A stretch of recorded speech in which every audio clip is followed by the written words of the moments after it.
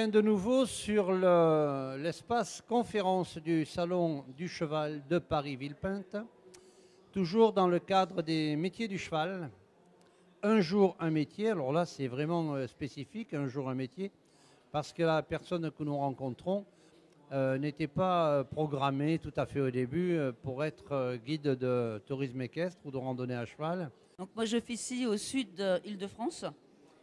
J'ai la chance d'être à la limite également de la Bourgogne et de la région centre, à 1 heure de Paris. Alors comment je suis tombée dedans? On va dire que je suis tombée... J'ai jamais dû tomber très loin des chevaux, parce que depuis que je suis née, je voulais un cheval. J'ai commencé à monter à l'âge de 8 ans. Ensuite, donc j'ai fait du manège, une bonne dizaine d'années de manège. Et j'ai découvert le voyage à cheval, parce que j'ai eu un ras-le-bol de l'enseignement classique. Et j'ai décidé de devenir professionnelle en 2002, j'ai passé la TE. En 2007, j'ai fait partie de la dernière promotion des guides. Et il y a quelques années maintenant, j'ai arrêté mon travail de salarié à plein temps pour me consacrer qu'à ça. Alors le travail de salarié, c'était quoi? Disons, j'ai fait pas mal de boulots différents. Les derniers temps, j'étais dans le BTP. Ah oui, grand rapport BTP Direct pour apprendre à... et cheval. Alors ATE, guide, c'était quoi? C'était 2 diplômes fabuleux, surtout le guide. L'ATE, l'accompagnateur de tourisme équestre, donc ressemblait assez à celui qu'on a maintenant. Et donc à l'époque, on avait la chance de pouvoir passer un diplôme assez extraordinaire qui s'appelle le guide, qui était un diplôme vraiment complet, qui ne portait pas que sur le cheval, mais tout ce qu'il y a autour du cheval, avec de vraies connaissances. C'est-à-dire qu'on jugeait nos connaissances d'hommes de cheval, mais également nos connaissances de tourisme, nos connaissances en économie, en culture générale. Et c'était un diplôme, enfin un examen qui durait 2 jours. J'ai l'habitude de dire que j'ai bac plus 5, mais c'est de tous les diplômes que j'ai pu passer, c'est le plus beau diplôme que je n'ai jamais passé. D'accord. C'était qui faisait passer ces diplômes-là? À l'époque, c'était déjà la FFE. FFE, Fédération Française d'équitation. D'accord. Et on va parler après des diplômes. Et c'est devenu quoi finalement, ces diplômes? J'ai l'impression qu'on en parle au passé. Alors l'ATE existe toujours, il a été remis au goût du jour. Enfin disons, il avait disparu en 2007, il a été remis au goût du jour, je crois en 2009, 2010, dans ces eaux-là. Le guide a complètement disparu puisqu'il est estimé que, ayant un BPGEPS tourisme équestre, on n'avait pas besoin en plus d'un diplôme de guide, malheureusement. Or, ce sont 2 choses complètement différentes, tant au niveau de la formation que de nous, nos besoins de terrain et de la réalité du terrain surtout. Alors qu'est-ce que c'est le métier de guide? Alors, c'est tout, dans le sens où quand on est responsable de sa structure, hein, comme je dis souvent, ça va du maçon à clouer une planche de bois, à faire sa comptabilité, à répondre au téléphone, que de temps en temps, pour se détendre, entre guillemets, aller curer un box en disant « waouh, ça fait du bien », que d'être à cheval, que de parer à tout, à n'importe quoi, à tout moment. On va dire que plus on monte dans le métier, et moins on monte à cheval, malheureusement. Et que les rares moments de vrai plaisir quand on devient responsable de sa structure, c'est quand on peut partir en randonnée, que ce soit en France, à l'étranger, ne serait-ce qu'une journée. Une fois qu'on est sur son cheval, qu'on passe la porte de la structure, ça y est, on y est. Voilà, donc les nourrir, les soigner, je parle des chevaux, les nourrir, les soigner, les sortir, les dresser, les faire naître, non? Tout à fait, un petit peu, c'est pas mon métier, mais un petit peu pour le plaisir. C'est, oui, effectivement, d'un côté s'occuper des chevaux eux-mêmes, c'est tout, c'est gérer les stocks, c'est gérer la paille, le foin, l'aliment, c'est gérer le programme d'activité, le mettre en route, être toujours là en fait.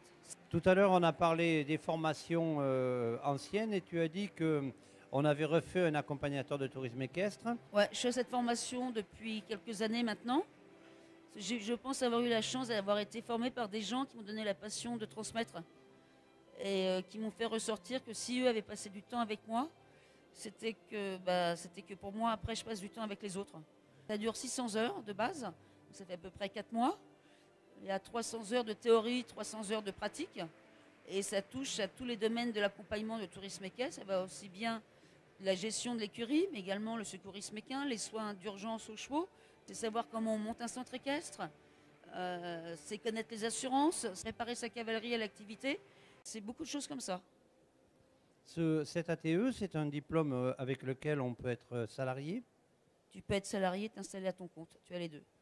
Tout à l'heure, toujours dans la formation, tu as parlé de BPGEPS. Alors, BPGEPS, je peux dire quand même que c'est brevet professionnel du ministère du Sport, de l'Éducation populaire et du Sport. Ouais. Alors, comment ça se passe? Alors en fait, l'ATE donne des prérogatives pour encadrer et animer un groupe de cavaliers sur un parcours connu.